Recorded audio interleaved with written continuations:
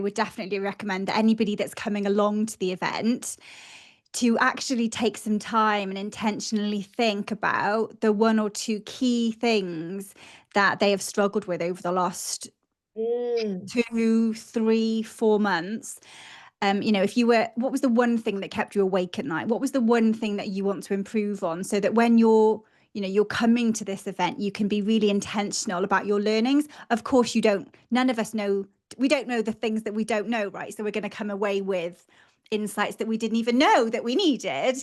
And that's that growth mindset, right? That's about rocking up and being open to the learnings, but to go with an intentional lesson that you want to learn and to seek that out throughout the day. And then at the end of the day, you can go, do I feel like I know more about this one thing than I did yesterday? And if you're bringing your team with you, I would encourage you to ask them to do some self-reflection work before they attend the event, because they will find it. You will find that learning if you're looking for it.